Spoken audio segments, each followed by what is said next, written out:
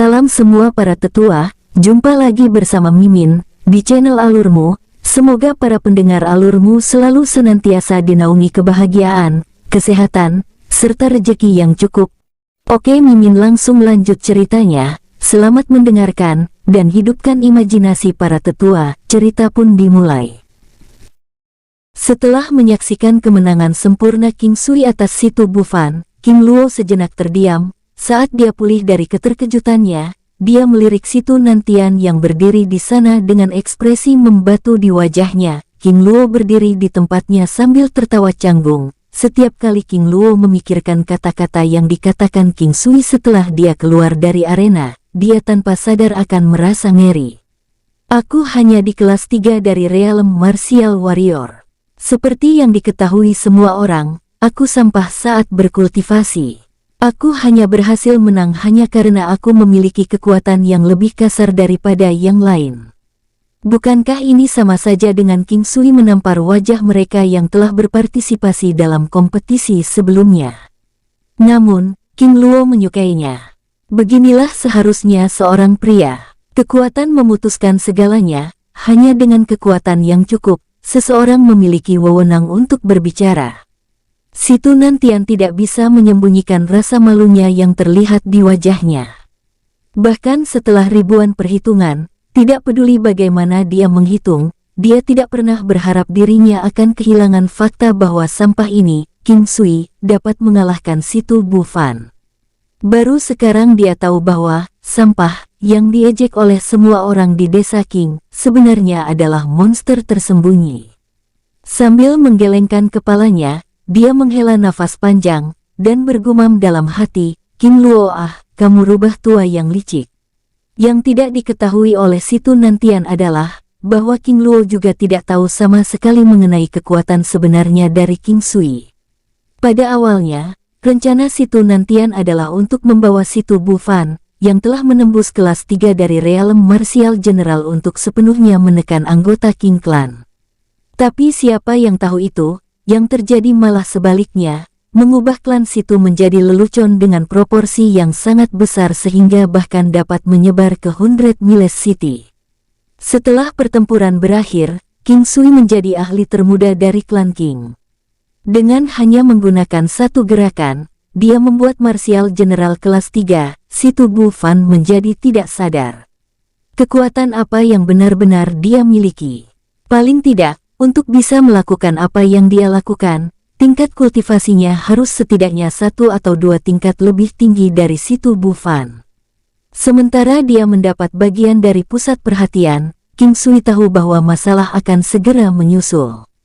Pertama, jangan berbicara tentang hal-hal lain, hanya dengan pertanyaan dari keluarga klannya saja akan membuatnya sakit kepala. Untungnya, King Sui telah lama mengantisipasi bahwa akan ada hari seperti ini, dan telah membuat persiapan untuk itu. Kebohongan yang dengan tak sengaja dia berikan kepada King Yi di awal tahun adalah cahaya yang membawanya keluar dari terowongan ini. Setelah King Sui turun dari panggung, dia bisa melihat ekspresi pada generasi ketiga klan King, anggota mulai dari kagum, terkejut, dan hormat. Di masa lalu, anggota klan generasi ketiga akan selalu memandang King Yu, mengagumi tubuh berototnya dan kekuatan yang sulit diatur. Namun, baru sekarang mereka menemukan bahwa sampah di mata semua orang adalah seseorang yang jauh melebihi apa yang mereka tahu sebagai lambang kekuatan.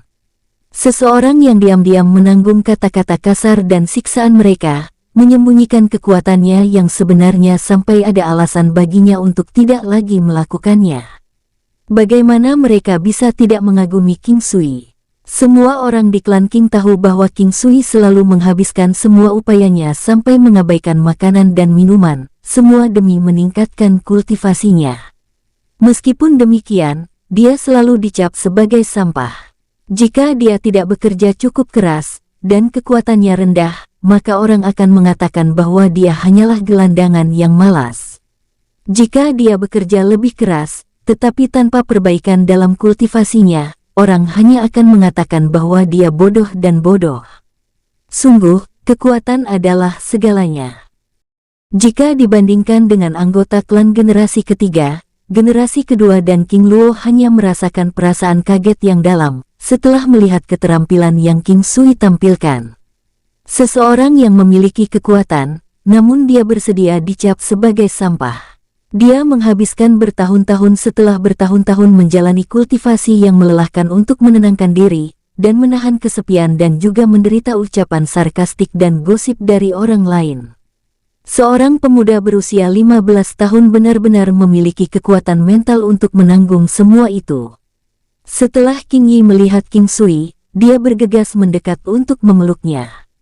Tidak mengira anak ini memiliki kekuatan selama ini, namun memilih untuk menyembunyikannya. Anaknya benar-benar sudah dewasa. Dia tahu bahwa alasan mengapa King Sui menghabiskan begitu banyak upaya kultivasi adalah karena sebelumnya, tidak peduli apa yang dia coba, dia tidak dapat mengolah. Sekarang setelah langit mengembalikan kesempatan kepadanya, tentu saja dia akan mengambilnya. Apa yang tidak diketahui King Yi adalah itu, alasan sebenarnya mengapa King Sui berusaha sangat keras adalah untuk mencari ganti rugi untuk dia. Ganti rugi karena diusir dari rumah suaminya yang sah.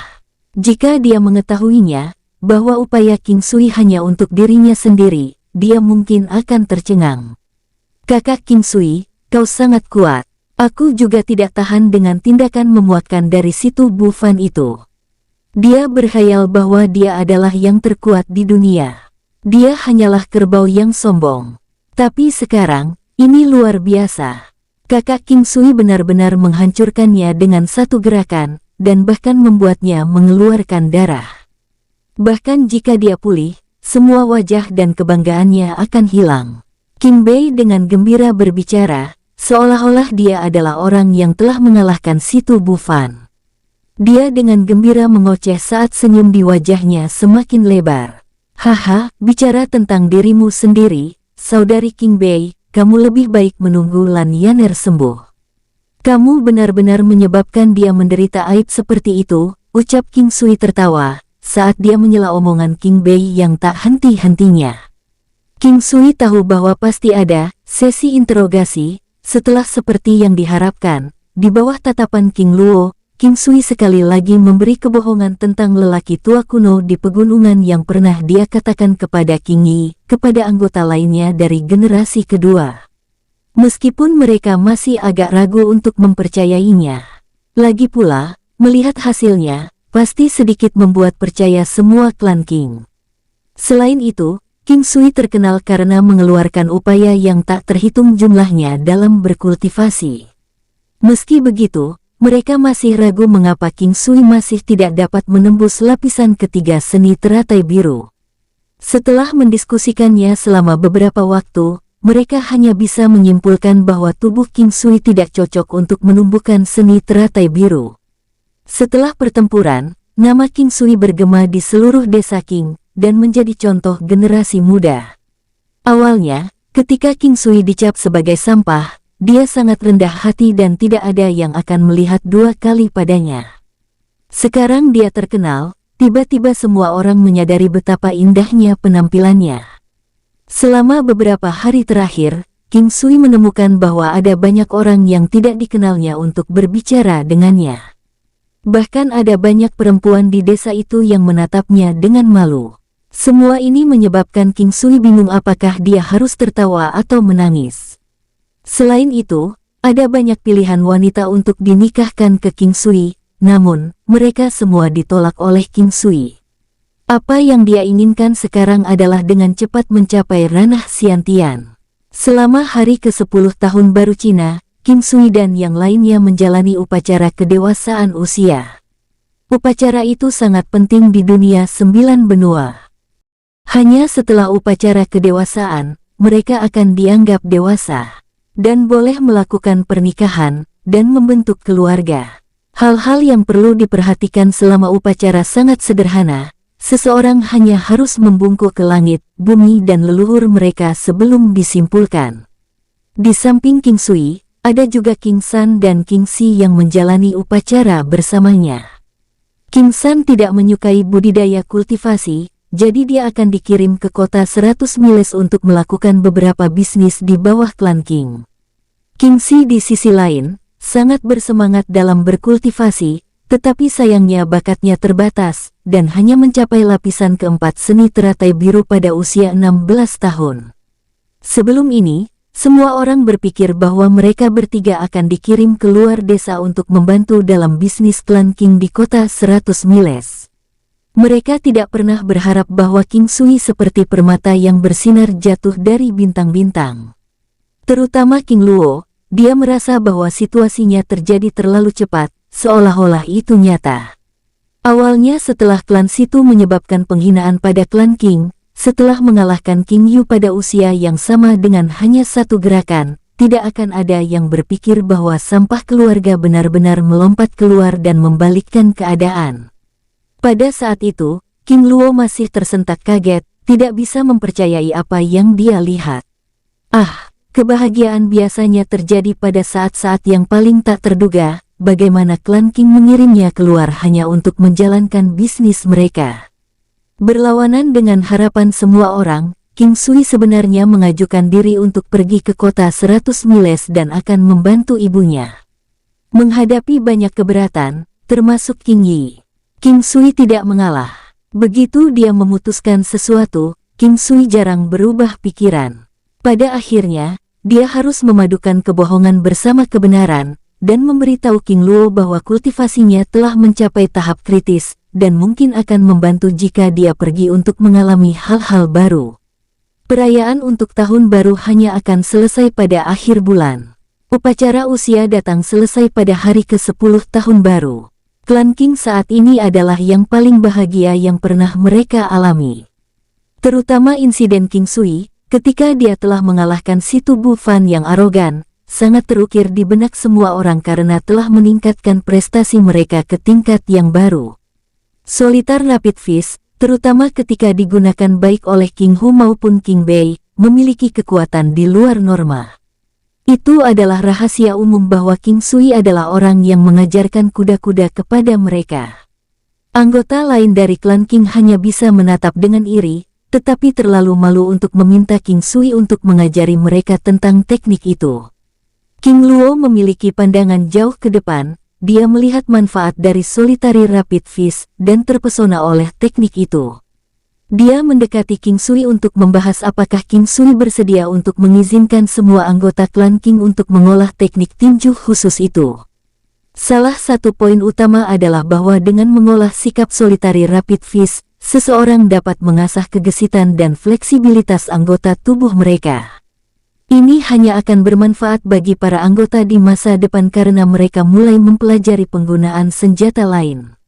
Untuk King Luo, dia merasa bahwa teknik tinju cepat soliter bukan rahasia yang dijaga ketat. Karena King Sui sudah mengajarkannya kepada King Hu dan King Bei, dia berharap King Sui akan bersedia untuk meminta gurunya, orang tua kuno yang dia sebutkan, untuk melihat apakah itu bisa diajarkan kepada anggota klan lainnya juga. Tidak masalah kakek, jawab King Sui terus terang. Pertama, teknik itu tidak terkunci ketika dia telah menembus teknik penguatan kuno. Untuk berbicara tentang mengolah teknik Solitary Rapid Fist, bakat sangat penting. Bahkan jika dia mencetak salinan dan menyebarkannya di seluruh desa, tidak akan ada banyak dampak. Setelah King Yu pulih, dia tenggelam dalam depresi yang dalam. Sebagai murid terbaik dari generasi ketiga klan King, dia bahkan tidak bisa menangkis serangan tunggal dari Situ Bufan. Dia merasa tindakan ini menyebabkan seluruh klan King dipermalukan oleh dirinya. Melihat betapa tertekan putranya, King Jiang mencoba mengangkat semangatnya dengan menghubungkan seluruh rangkaian peristiwa yang terjadi setelah dia pingsan. King Yu merasa bahwa keseluruhan cerita adalah omong kosong. Itu terlalu meragukan, terutama bagaimana King Sui mengalahkan Situ Bufan hanya dengan satu serangan. Jika bukan karena fakta bahwa begitu banyak orang menyaksikannya terjadi, tidak ada seorang pun yang akan mempercayainya. Setelah mendengar cerita itu, King Yu mengumpulkan beberapa teman dekat dan bahkan pergi untuk memverifikasi cerita dengan Lan Ye dari klan Lan. Reputasi Lan Ye sebagai orang yang tidak berbohong akhirnya membuatnya percaya bahwa cerita itu benar. Setelah verifikasi, King Yu tampak agak pulih dari depresinya. Bagaimanapun, Bayangan wajah sombong Situ Bufan terus membayang di benaknya, mirip dengan mimpi buruk. Dia tidak bisa tidak menyesali kenyataan bahwa dia tidak cukup kuat untuk mengayunkan palu kembarnya ke kepala Situ Bufan. King Yu hanya bisa menyesali bahwa dia tidak dapat menyaksikan secara langsung King Sui mempecundangi Situ Bufan. King Yu selalu menjadi orang yang terburu nafsu. Sebelum dia pulih dari lukanya, dia sudah melompat dari tempat tidurnya dan langsung bergegas mencari King Sui. King Jiang hanya bisa melihat bayangan cepat King Yu saat dia menggelengkan kepalanya. Dia tahu bahwa itu adalah sifat putranya, dan akan sia-sia untuk mencoba menghentikannya. Tiba-tiba King Sui terkejut ketika dia melihat King Yu yang tampak kebingungan berlari ke arahnya. Bukankah saudara King Yu seharusnya di tempat tidur memulihkan lukanya? Bagaimana dia bisa berlari cepat? King Sui bergumam dalam hati. Sepupu King Yu, kamu harus istirahat dengan baik karena kamu terluka. King Sui berkata sambil tersenyum. King Yu menggelengkan kepalanya, dan dia langsung menuju ke titik pertanyaannya. Setelah aku mendengar bahwa saudara King Sui mengalahkan Situ Bufan seperti anak anjing kecil, aku langsung merasa lebih baik, ucap King Yu sambil menatap King Sui dengan penuh kebanggaan. King Sui tahu bahwa King Yu, sebagai lambang kekuatan di dalam murid generasi ketiga, selalu memandang ke atas dan menghormati mereka yang lebih kuat darinya. Dia adalah seseorang yang memiliki kekuatan ledakan, seperti dibuktikan oleh pilihan senjatanya. Aku sudah lama menyimpan dendam padanya, dia sangat menjengkelkan. Untungnya aku memiliki kekuatan yang cukup untuk menghancurkannya. Aku sangat tidak tahan dengan kesombongannya setelah mengalahkan saudara. King Sui meraung-raung sambil mengobrol dengan King Yu. Hahaha. Suara gelak tawa mereka berdua bergema. Bagaimana mungkin kalian berdua merendahkan seseorang yang tidak ada di sekitar kalian? Ucap King Yi menyela tawa mereka berdua. Dia mendengar percakapan mereka berdua tentang Situ Bufan, dan menahan keinginannya untuk secara terbuka tertawa ketika dia dengan lembut memarahi mereka. Bibi, ucap King Yu menyapa. King Sui, ibu telah memberikan 6 buah api 100 tahun ke kakekmu. Dia sangat senang ketika melihat buah-buahan itu, dan mengatakan kepada ibu bahwa kakekmu akan memberimu apapun sebagai kompensasi. King Yi berkata sambil tersenyum. King Sui sejenak tertegun. Dia tahu bahwa King Luo memiliki akses ke gudang harta karun, yang terletak di dalam ruang rahasia klan King. King Yi memberi isyarat kepada mereka berdua untuk mengikutinya menemui King Luo. King Yu, nanti setelah kamu bertemu kakekmu, ingat untuk meminta 2 buah. Jangan khawatir, aku akan membantumu membujuk kakekmu. Dengan bibi di sini, pasti akan ada bagian untukmu, ucap King Yi sambil menepuk pundak King Yu. Terima kasih, bibi, ucap King Yu sangat gembira sehingga seluruh wajahnya memerah. Dia selalu ingin kuat, sekarang dia tahu buah itu akan memberinya kekuatan, bagaimana mungkin dia tidak bersemangat tentang hal itu. Jika kekuatannya meningkat, paling tidak, dia tidak akan mengalami kekalahan yang begitu buruk pada Situ Bufan. Setelah mereka tiba di kediaman King Luo, mereka melihat King Luo dengan santai menikmati harinya. Dia sedang menyirami tanaman di halamannya. Tubuhnya yang menjulang tinggi dan kasar, tampaknya tidak memberi indikasi pada usianya. Saat ini dia berusia di atas 100 tahun. Ayah, kakek, King Yi, King Sui dan King Yu menyapa King Luo. Hahaha, bagus, ucap King Luo dalam mode yang sangat gembira. Dan semua orang tahu alasan di baliknya adalah King Sui. Kemungkinan besar, setelah tindakan arogan Situ Bufan, klan King akan lebih berdiri di kota 100 miles. Di masa depan ketika klan King melakukan bisnis mereka di kota 100 miles, mereka tidak akan terlalu berada di bawah tekanan. Tapi, dengan King Sui secara mudah mengalahkan salah satu tuan muda dari 4 klan besar yang ada di kota 100 miles, dan secara tidak langsung mempengaruhi harga diri mereka. Pasti ada banyak penantang yang menunggunya di 100 Miles City, menunggu untuk melampiaskan amarah mereka. King Sui, karena kamu telah memberikan buah 100 tahun kepada klan King kita, kakek akan membiarkanmu memilih salah satu barang yang kamu suka dari perbendaharaan klan King. Lagi pula, kakek tidak dapat secara buta menerima kebaikanmu tanpa memberimu sesuatu sebagai kompensasi, ucap King Luo. Ini adalah pertama kalinya King Sui datang ke kamar King Luo. Kamar itu sederhana dan tanpa hiasan, dan hanya terdiri dari tempat tidur, rak buku, dan meja serta set kursi. Kakek, apa yang kakek katakan, kita semua satu keluarga. Meskipun buah 100 tahun itu berharga, efeknya tidak bisa ditumpuk. Sangat tepat bagiku untuk menyerahkannya kepada kakek. Lagi pula, aku adalah bagian dari klan King. King Sui berkata dengan hangat, dengan sedikit ketabahan dalam suaranya. Kakeknya selalu menyayanginya. Dia masih mengingat ketika dia masih muda, King Luo pergi ke kota 100 miles untuk membeli ginseng ungu 100 tahun untuk dia konsumsi. King Luo sangat senang, tetapi meskipun demikian, dia masih ingin King Sui membuat permintaan untuk item yang mengatakan bahwa itu perlu, karena itu adalah aturan dari klan King.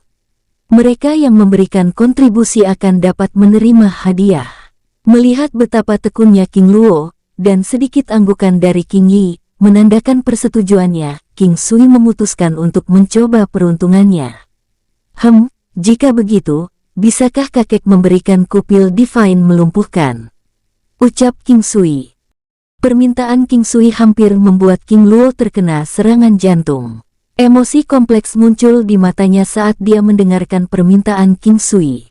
Kamu harusnya sudah tahu tentang efek dari pil divine yang melumpuhkan. Saat ini kamu dapat dianggap memiliki potensi yang cerah dan hampir tak terbatas, sehingga kamu tidak perlu membutuhkan pil ini sama sekali, ucap King Luo.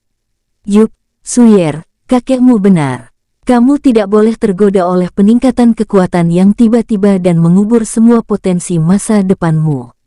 Balas King Yi. Rasa pahit muncul di hati King Sui. Potensi masa depannya sendiri tidak terbatas, tetapi saat ini dia masih terjebak di kemacetan, sangat tidak mampu membuat terobosan. Langkah itu melalui pintu lapisan surgawi keempat, telah menghindarinya selama 6 tahun penuh. Aku mengerti, kakek, ibu, yakinlah, aku tidak akan melakukan apapun untuk merusak potensiku, jawab King Sui. Dia menunjukkan senyum meyakinkan, karena hanya dia sendiri yang memahami ketidakberdayaan yang dia rasakan, mengingatkannya tentang efek berbahaya dari pil ilahi yang melumpuhkan berulang kali. Tanpa sadar, King Sui sudah berdiri di puncak generasi ketiga, dan telah menjadi bintang yang mempesona dari klan King. Semua orang kecuali King Sui sendiri, terpikat padanya dan prestasi masa depannya. King Sui tidak suka berada di pusat perhatian, memperlihatkan kemampuannya begitu cepat. Lagi pula, bisakah kemampuannya saat ini benar-benar dibandingkan dengan pembudidaya di benua ini? Hanya karena si tubuh Fan terlalu serius menjengkelkan, dan demi masa depan klan King, dia tidak punya pilihan selain memasuki arena. Namun, selain dari King Sui ini ada alasan lain yang tersembunyi jauh di dalam hatinya. King Sui bergumam dalam hatinya sendiri. Bangsat, karena si tubuh Fan yang terkutuk itu adalah tunangan dari si King Zuang. Hanya memikirkannya saja membuatku tidak nyaman. Jika aku merasa tidak nyaman, maka tentu saja aku harus mengeluarkan semuanya, agar aku merasa lebih baik. Memikirkan hal itu, King Sui menghela nafas panjang. Dia tidak tahu mengapa sebenarnya si King Zuang terus muncul di benaknya. King Sui dengan lembut menggelengkan kepalanya, berusaha menjernihkan semua pikiran yang mengganggu. Pikiran tentang si tubuh Fan menodai kecantikan sedingin es sudah cukup untuk membuat emosinya melonjak tak terkendali saat gelombang kemarahan yang menyala-nyala menguasai dirinya. Kekuatan, dan kekuatan. Ini adalah dua hal yang penting di dunia dari 9 benua. Dengan kekuatan yang cukup, dia bisa melakukan apa yang dia inginkan, dan bahkan dapat memiliki wanita siapapun yang diinginkan. Saat King Sui tenggelam dalam pikirannya, King Luo mengeluarkan sebuah kotak tertutup dan menyerahkannya kepada King Sui. Karena kamu sangat bersikeras tentang hal ini, kakek akan mengabulkan keinginanmu, tapi King Sui, kamu harus berjanji padaku bahwa kamu tidak akan pernah, dalam keadaan apapun, mengkonsumsi pil ini. Karena jika kamu melakukannya, harapanmu untuk mencapai wilayah Xiantian akan menghilang ke udara tipis seperti kepulan asap. Ibumu dan aku sama-sama menanti perkembanganmu di masa depan. Ingatlah hal ini dengan baik-baik. Bahkan pada saat ini, King Luo masih berkhotbah kepada King Sui tentang bahaya pil Divine yang melumpuhkan. Dia takut King Sui akan merasa bahwa ranah Xiantian terlalu sulit untuk dijangkau. Juga, jika di masa depan ada kekuatan yang memprovokasi atau menghinanya, King Sui mungkin karena dorongan sesaat, mengkonsumsi pil ilahi yang melumpuhkan dan dengan demikian, mengubur potensinya. Upacara kedewasaan sudah berakhir, dan King Sui bukan lagi anak laki-laki, tetapi secara resmi dianggap sebagai pria dewasa. King Luo percaya bahwa dia akan dapat memikirkan semuanya dan membuat keputusan yang tepat. Tidak peduli apa, seorang pria berhak atas beberapa rahasia dan karenanya, King Luo tidak menanyai King Sui tentang alasan di belakangnya menginginkan pil ilahi yang melumpuhkan itu. Kalau saja aku tahu dia akan membuat permintaan seperti ini, gumam King Luo dalam hati sambil menggelengkan kepalanya. Jika dia tahu bahwa King Sui menginginkan pil ilahi yang melumpuhkan, dia tidak akan begitu berani untuk menyarankan bahwa King Sui bisa memiliki barang apapun yang dia inginkan dalam perbendaharaan klan King. King Sui mengucapkan terima kasih setelah menerima kotak yang berisi pil tersebut. Lalu dia memperhatikan wajah King Yu yang memerah, sepertinya ingin mengatakan sesuatu, tetapi dia tidak berbicara karena takut mengganggu mereka sebelumnya. "Kakek," ucap King Yu. Setelah kata itu bergema, tidak ada suara lain untuk waktu yang lama.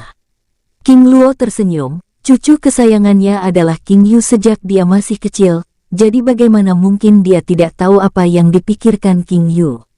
Setiap kali dia menginginkan sesuatu, King Yu menunjukkan ekspresi khusus ini di wajahnya. King Luo baru saja menerima 6 buah api 100 tahun, dan King Yu memiliki ekspresi di wajahnya. Bagaimana mungkin King Luo tidak memberikannya? Hahaha, nak, aku tahu kamu menginginkan buah kekuatan api 100 tahun. Memberi 2 buah kepadamu bukan dari pertanyaan, tetapi kamu harus berjanji kepada kakek bahwa kamu akan berusaha dan bekerja keras.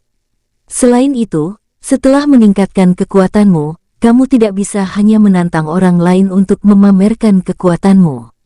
Jika kamu ingin menantang seseorang, maka tantang saudaramu King Sui.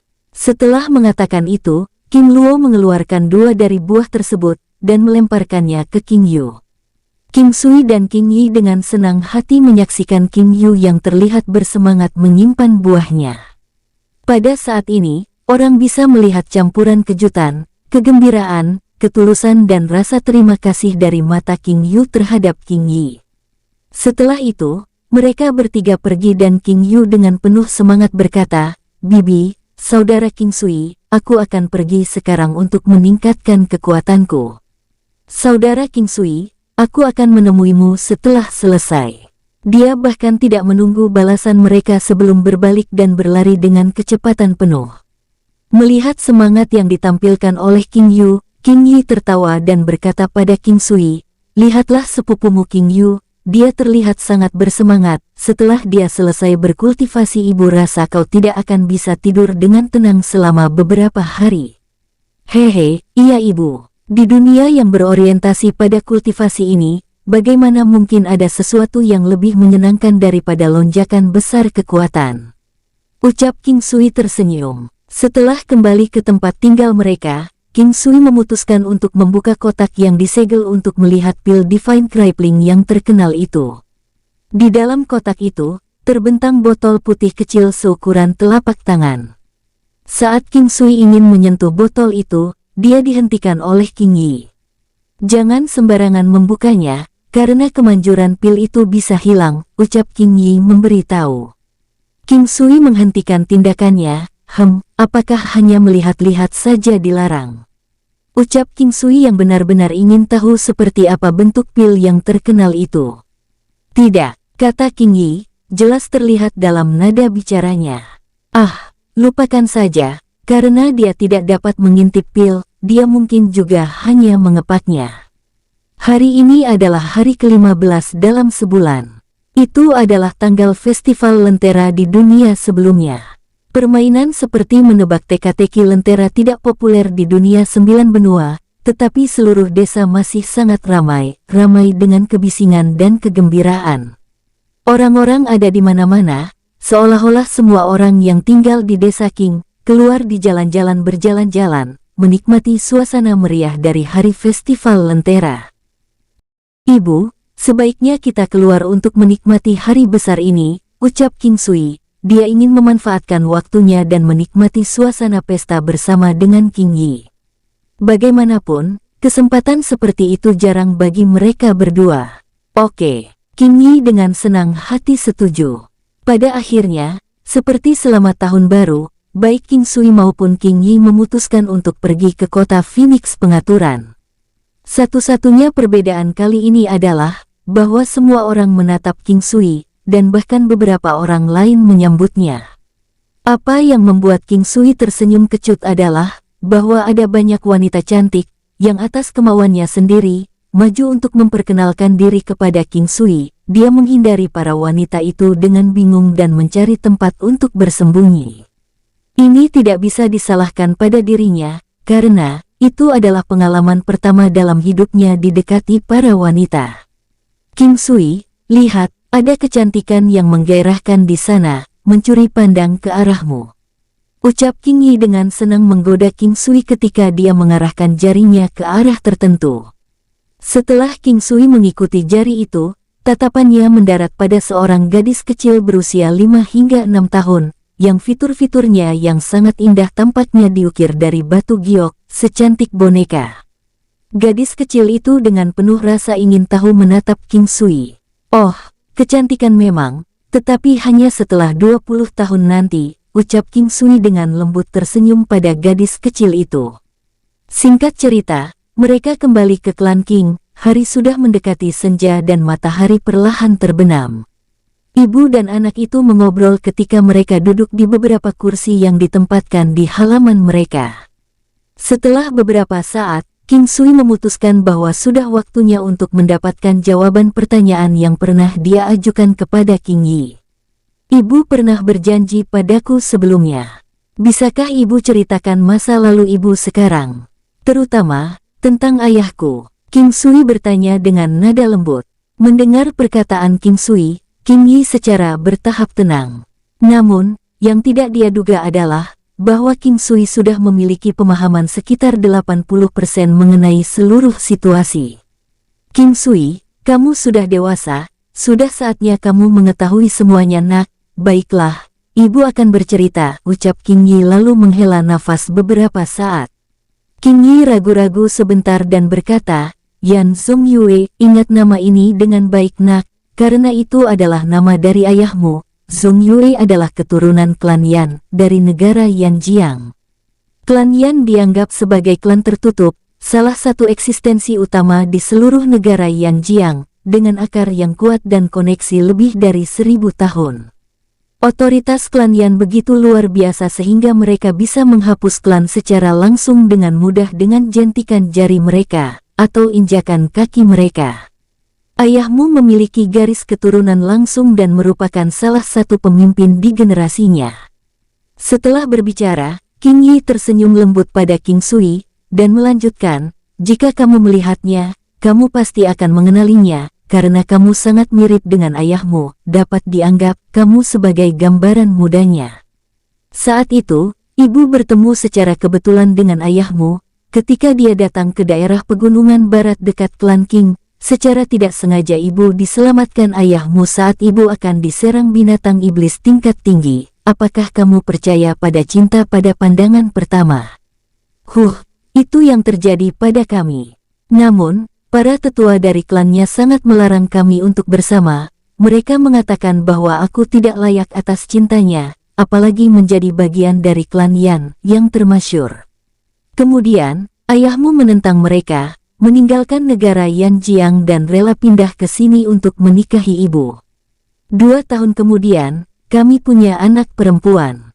Itu adalah kakak perempuanmu, namun, momen kebahagiaan yang singkat tidak bertahan lama. Setelah itu, para anggota klan Yan menemukan kami. Saat itu, kakak perempuanmu baru berusia sekitar 5 bulan, namun, para tetua klan Yan berniat menghancurkan keluarga kami. Mereka ingin Zhong Yue pergi bersama mereka, karena sudah ada pernikahan lain yang diatur dengan putri tertua dari klan Xiao. Otoritas klan Xiao di negara Yanjiang lebih kuat dari klan Yan. Anak perempuan tertua dari klan Xiao memiliki kepribadian yang sangat sombong, dan sudah lama mengagumi ayahmu, sejak mereka masih muda. Lebih dari sekedar mengagumi, itu hampir bisa disebut obsesi. Berpikir untuk membentuk aliansi melalui pernikahan, klan Yan secara alami tidak berani menentangnya. Lagi pula, ketika dua klan yang paling kuat di negara Yanjiang menggabungkan kekuatan mereka, bahkan jika ada perbedaan pendapat dengan klan besar lainnya, tidak ada yang bisa mengatasi aliansi bersama mereka. Karena itu, dari sudut pandang mereka tentang gambaran yang lebih besar, klan Yan memutuskan untuk mengorbankan cinta antara ibu dan ayahmu. Untuk klan Yan, mereka yang tidak bisa memberikan manfaat apapun kepada mereka, hanya dapat digunakan sebagai pion dan kemudian diperlakukan seperti anjing. King Yi tersedak isak sambil melanjutkan ceritanya. Saat itu, ayahmu tidak setuju, tapi bagaimana klan Yan bisa menyerah begitu saja? Mereka mengancam akan menghancurkan seluruh desa King sebagai ancaman, termasuk hidupku. Ayahmu hanya bisa tunduk dengan patuh pada akhirnya. Tapi itu bukan akhir dari masalah. Bahkan mereka membawa bayi perempuanku, dan hanya meninggalkan satu kalimat sebelum mereka pergi. Jika Anda berani melangkahkan kaki ke klan Yan, kami akan membuat putri Anda menderita, dan nasib terburuk daripada kematian. Dengan peringatan itu, mereka berhasil menghancurkan keluarga kami, dan untuk memastikan keselamatan putriku, baik ibu maupun ayahmu tidak pernah berani untuk bertemu selama bertahun-tahun. Tepat ketika aku benar-benar merasa bahwa semua harapan di dunia ini telah musnah, pada puncak depresi dan hampir menyerah pada kegilaan, saat itulah aku merasakan kehebohan hidup dalam rahimku. Aku hamil dan itu kamu yang mengisi rahimku Suyer. Kau adalah harapan dan keselamatanku, membawaku keluar dari kegelapan dan kembali ke cahaya. Suyer, keinginan terdalam ibu adalah untuk mengunjungi klan Yan, tapi ibu tidak pernah berani pergi ke sana. Ibu sangat ingin berkunjung ke sana, sekedar untuk melihat putri ibu. Bertahun-tahun ibu bahkan tidak tahu bagaimana nasibnya, bahkan tidak tahu apakah ada orang di sana yang mencintai putri ibu. Setelah bercerita, King Yi tidak bisa lagi mengendalikan emosinya, air mata mengalir deras di wajahnya, dan dia menyandarkan kepalanya di bahu King Sui, gemetar dengan setiap nafas. King Sui menghembuskan nafas, dan dia bahkan tidak menyadari dia menegang. Ternyata asumsi awalnya jauh dari kebenaran. Dia tidak pernah membayangkan bahwa ternyata para tetua klan Yan telah menggunakan cara tercela untuk memaksa kedua orang tuanya berpisah, dan untuk berpikir bahwa dia bahkan memiliki seorang kakak perempuan. Dia selalu berpikir bahwa ayahnya adalah seorang bajingan yang tercela, yang dengan kejam meninggalkan mereka. King Sui memeluk ibunya dengan kasih sayang, ibunya telah melepaskan air mata di pelukannya.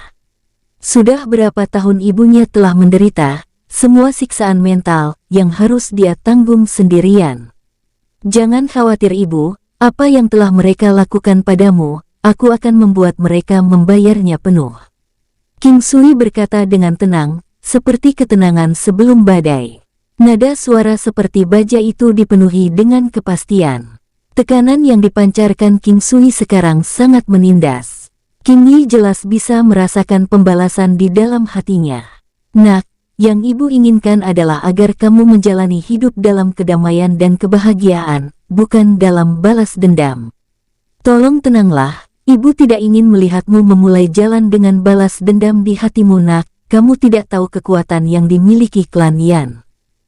Alasan ibu memberitahumu semua ini adalah, bahwa ini adalah hal-hal yang harus perlu kamu ketahui. Tetapi jika kamu benar-benar membalas dendam dan sesuatu terjadi pada dirimu, ibu tidak tahu bagaimana ibu akan hidup. Lagi pula, semua hal ini terjadi sangat lama di masa lalu, bekas luka di hati ibu sudah mati rasa. King Yi berusaha tersenyum lemah ketika dia memandang King Sui. Meskipun demikian, dari kata-kata sebelumnya masih bergema di dalam dirinya. Harapan ibu yang terdalam adalah untuk mengunjungi klan Yan secara baik-baik. Ibu sangat ingin bertemu dengan putri ibu, ucap King Yi lirih. King Sui tahu bahwa ibunya pasti sangat merindukan putrinya dan suatu saat pasti akan mengunjungi klan Yan, dengan cara apapun. Dia bisa yakin bahwa ibunya akan pasti merencanakan kunjungan ke klan Yan. Bahkan jika itu harus menukar kematiannya, dia masih akan memilih untuk pergi. Bahkan jika dia harus pergi ke sana untuk mengemis, dia masih akan memilih untuk pergi tanpa ragu. Semua itu karena ingin bertemu dengan putrinya. Ibu, jangan khawatir, aku tidak akan pernah menyombongkan diri, dan tidak pernah berbohong kepada ibu. 5 tahun. Beri aku waktu 5 tahun, aku akan menginjak-injak seluruh klan Yan, itu pasti. Percaya padaku, hanya 5 tahun saja yang aku minta. Dalam 5 tahun ini, aku ingin ibu hidup bahagia dan membuang pikiran mengunjungi klan Yan. Jika ibu benar-benar pergi dan sesuatu terjadi pada ibu, aku akan memusnahkan setiap orang dengan nama keluarga klan Yan, dan aku akan menarik mereka keluar dari akarnya dan menghilangkan jejak keberadaan mereka. Aku seorang pria dengan kata-kataku, aku tidak akan pernah mencabutnya, ucap King Sui dengan sorot matanya yang menyala-nyala. King Sui khawatir dan karena itu, dia tidak punya pilihan selain menunda waktu. Hanya setelah dia menjadi lebih kuat, apakah dia bisa menepati janjinya? Perasaan King Yi terguncang oleh kata-kata King Sui. Ketika dia mengatakan bahwa jika sesuatu terjadi padanya, dia akan menarik klan Yan dari akarnya dan benar-benar membantai seluruh klan Yan, dia benar-benar mendapati dirinya mempercayai kata-katanya. Dia secara tidak sadar merasa bahwa King Sui akan memiliki kekuatan untuk melakukannya di masa depan, tetapi tidak dapat mengatakan mengapa ini terjadi. Setelah menghibur ibunya, King Sui tampak tenang, tetapi ada nyala api menyala di hatinya. 5 tahun, King Sui memberitahunya untuk memberinya waktu 5 tahun, bisakah dia benar-benar mengunjungi klan Yan dengan kepala terangkat dalam 5 tahun? Awalnya, setelah King Sui lahir, King Yi berfantasi ketika King Sui sudah berusia 4-5 tahunan dan dia memiliki beberapa penguasaan dalam budidayanya. King Yi akan membawa King Sui kembali ke klan Yan untuk mendapatkan hak-haknya dari leluhurnya. Tapi siapa yang tahu bahwa King Sui dilahirkan dengan konstitusi yang sakit-sakitan dan tidak dapat membuat kemajuan sedikitpun dalam kultivasi.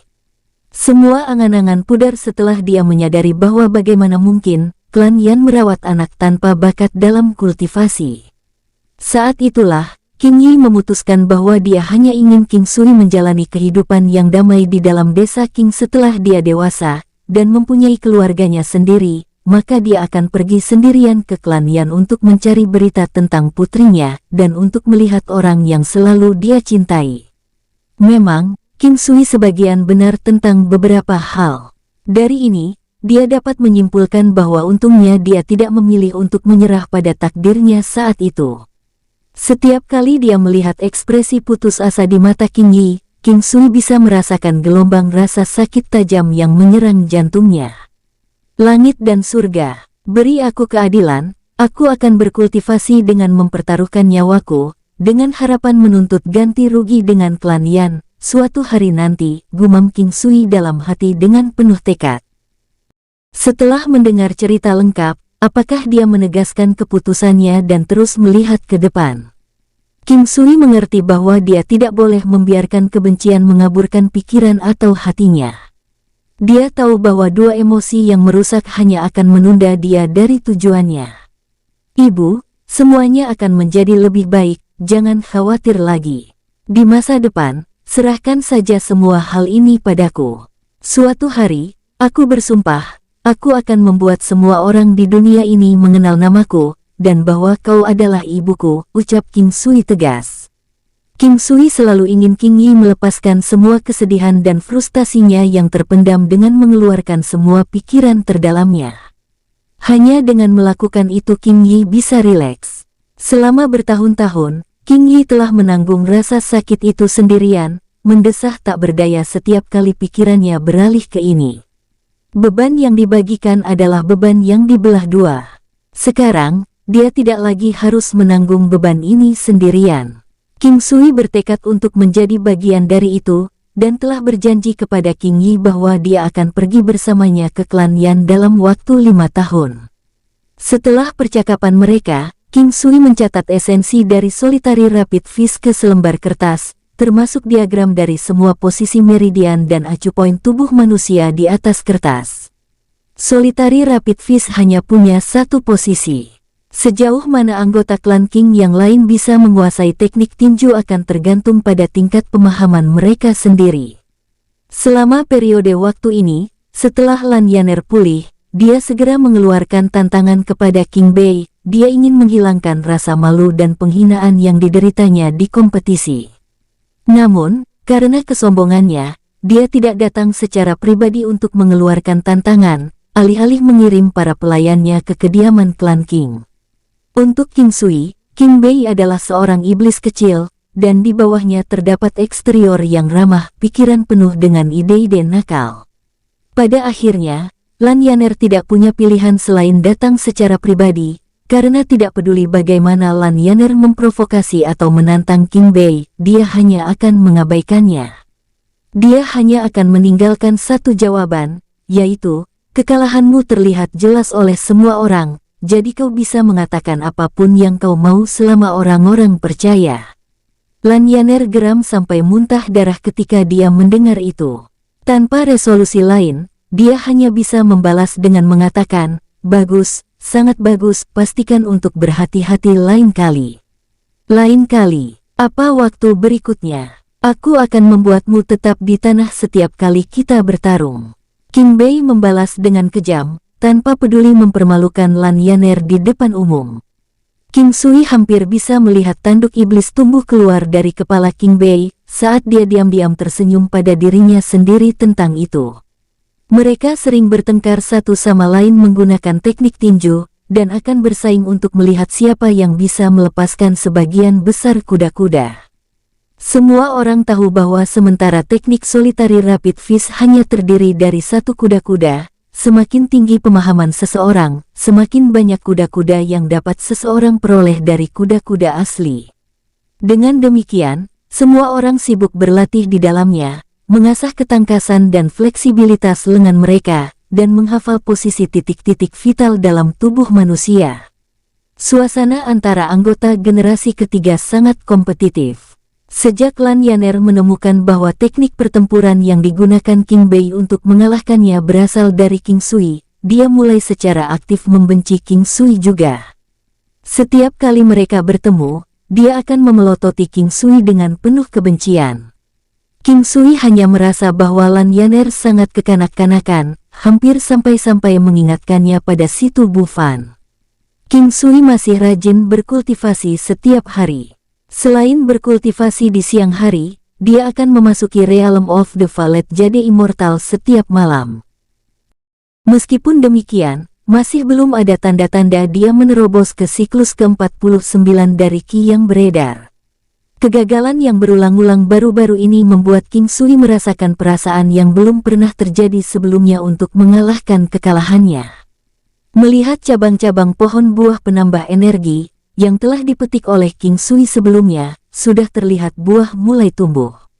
Namun, King Sui tahu, bahwa untuk menjadi buah dewasa, itu akan membutuhkan waktu 1 tahun untuk di luar dunia ranah Valet Jade Immortal. King Sui berencana untuk berangkat ke kota 100 miles setelah beberapa hari. Dia berencana untuk membeli bibit kelas umum, dan mengolahnya di dalam ruang spasial. Kelas dasar, dia masih bisa mendapat untung jika dia menjualnya sebagai herbal 100 tahun setahun kemudian.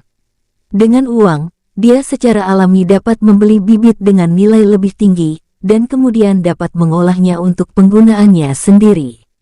King Sui menaruh banyak harapan pada ramuan spiritual. Dia ingin menguasai seni meramu pil dan menjadi seorang alkemis.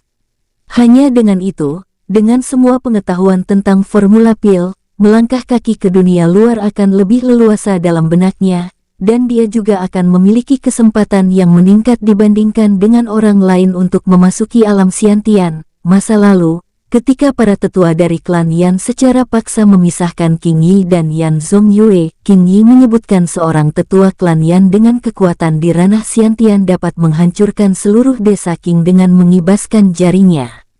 Semuanya tergantung pada tingkat kekuatan seseorang. Xiantian adalah batas vital dalam berbagai bidang kultivasi. Seorang kultivator yang telah mengambil langkah awal ke alam Xiantian dapat dianggap telah naik ke surga. Namun, untuk setiap kultivator yang berhasil memasuki pintu realem Xiantian, ada jutaan yang tak terhitung jumlahnya terjebak di luar itu. Memikirkan pil divine melumpuhkan yang dimilikinya, King Sui sangat tergoda untuk mengkonsumsinya untuk membantunya menembus lapisan surgawi keempat.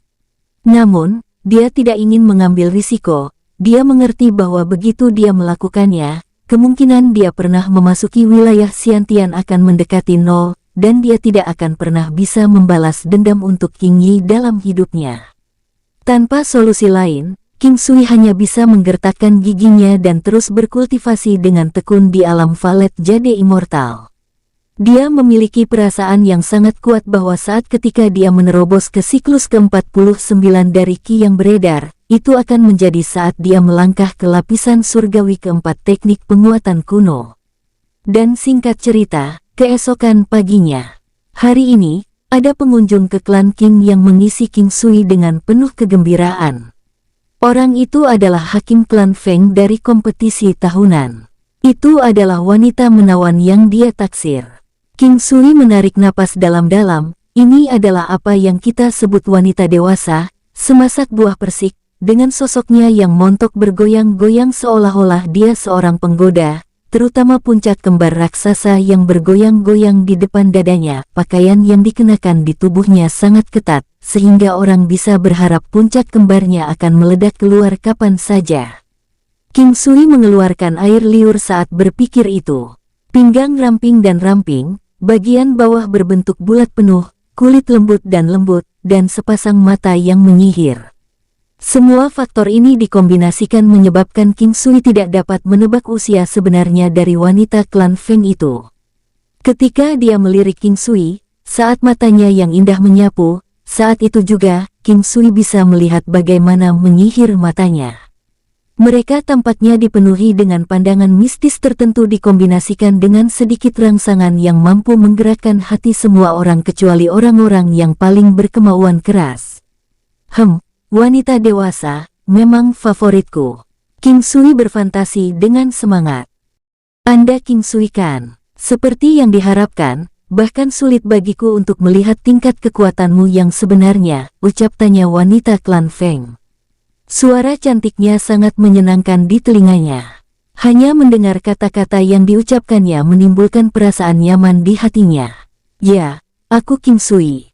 Kamu? King Sui memutuskan untuk bertanya langsung. Namanya adalah Feng Wuxi, dari klan Feng, tetapi kamu dapat memanggil BBC. Ucap King Luo menjawab pertanyaan King Sui. Pada saat ini, suara King Luo diliputi dengan tawa melayang-layang.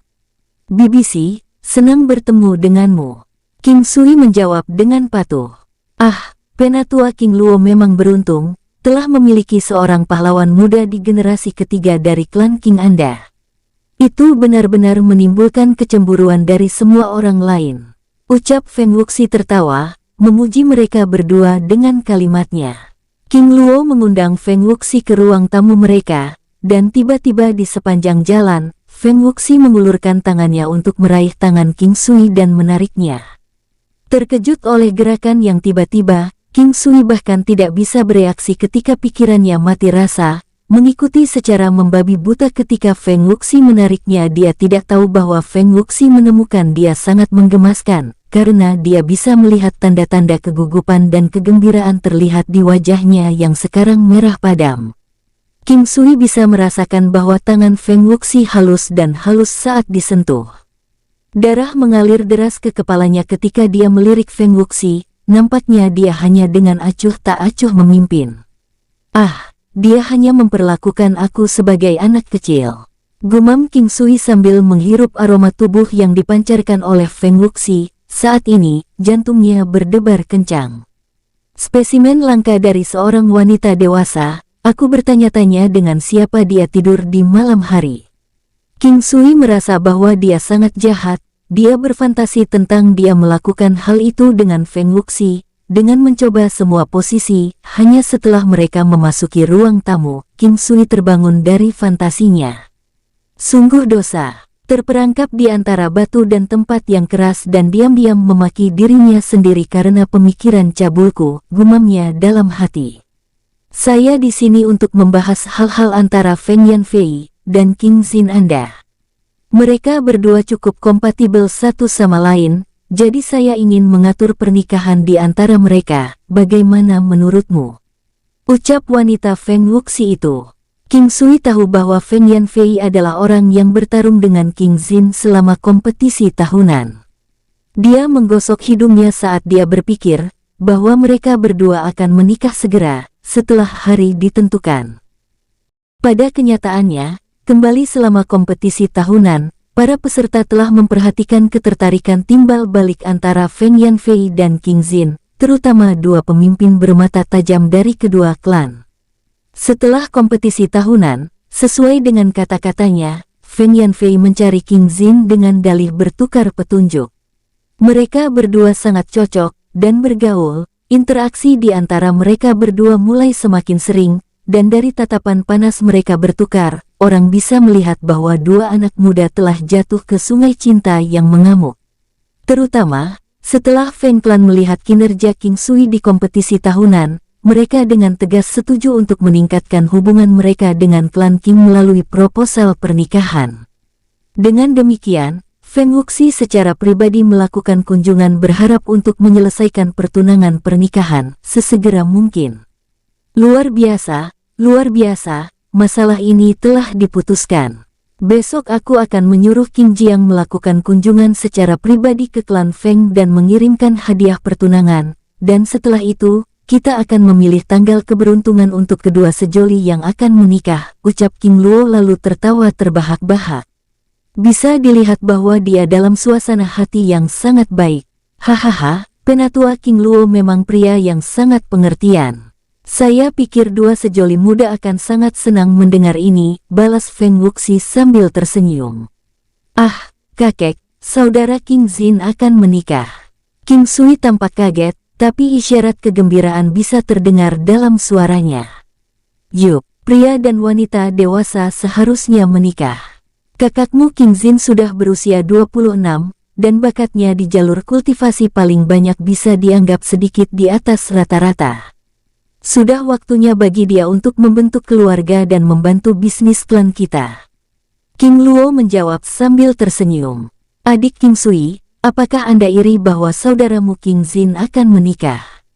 Apakah Anda ingin BBC kenalkan Anda kepada beberapa wanita cantik yang saya kenal? Saya benar-benar tidak tahu yang mana dari wanita-wanita ini yang beruntung dapat menikah dengan Anda, ucap Feng Wuxi dengan lembut menggoda King Sui.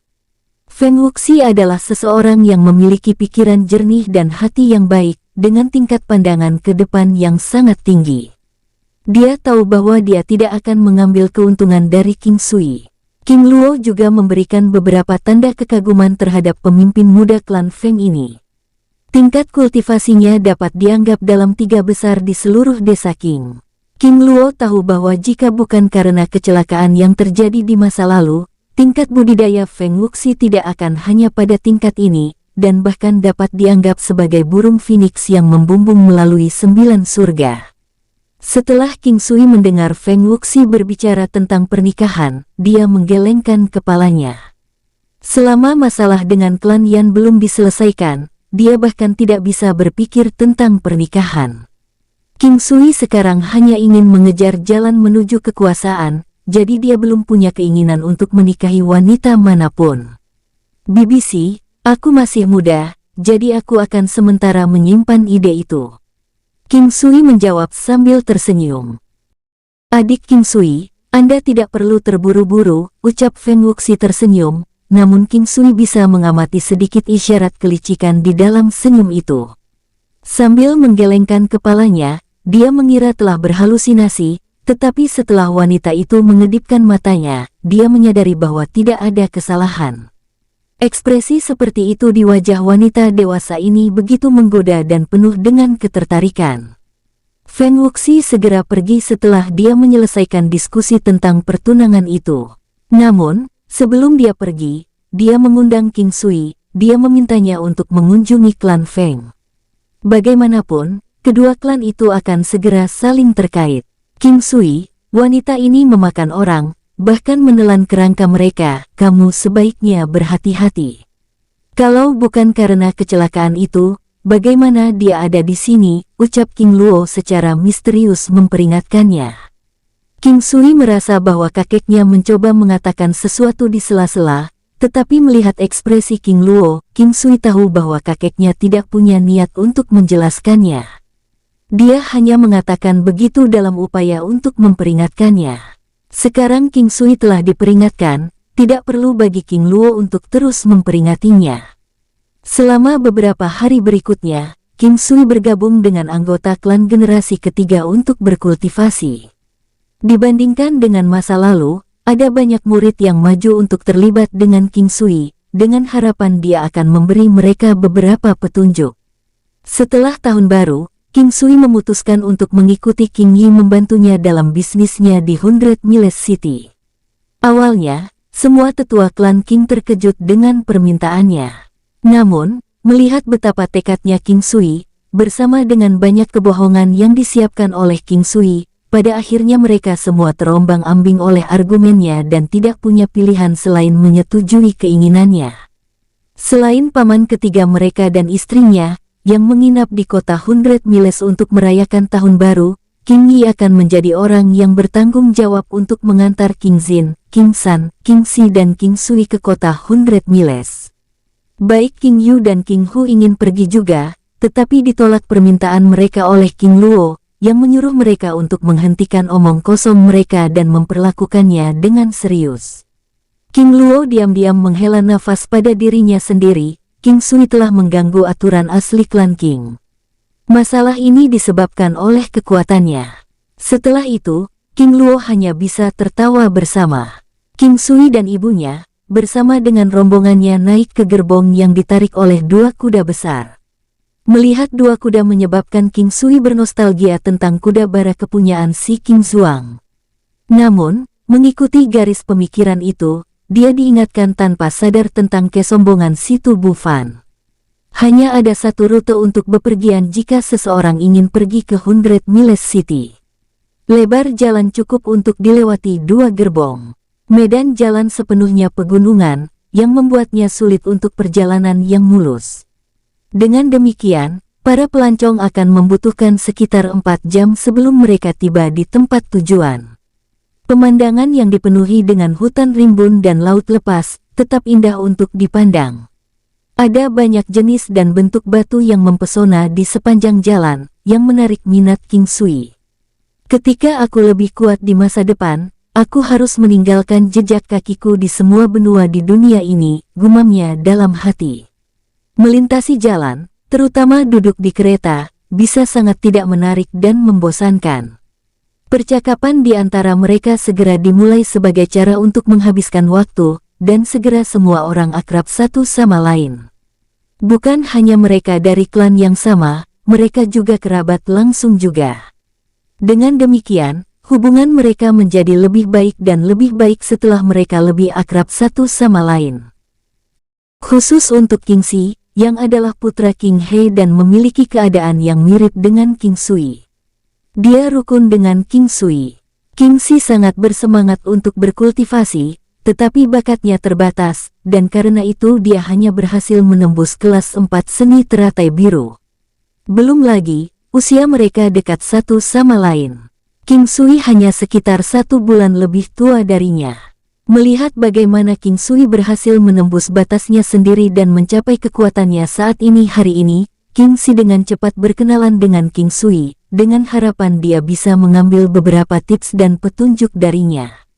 King Sui mengagumi kepribadian King Si sangat banyak. Inilah orang yang merupakan bayangan cermin dirinya, berbagi nasib yang sama. King Sui tidak bisa menahan diri untuk berpikir bahwa ini akan menjadi takdirnya juga, jika bukan karena beberapa pertemuan kebetulan yang terjadi. Meskipun menghabiskan banyak usaha, karena kurangnya bakatnya, King Si ditakdirkan untuk tidak dapat maju jauh di jalan setapak budidaya. Namun, dia tidak pernah menyerah, atau mengatakan sepatah kata pun dalam keluhan, maju terus dengan percaya diri. Kita akan tiba di 100 Miles City segera, dan setelah itu aku akan membawa kalian semua ke penginapan, Yuhe, untuk menikmati makanan lezat di sana.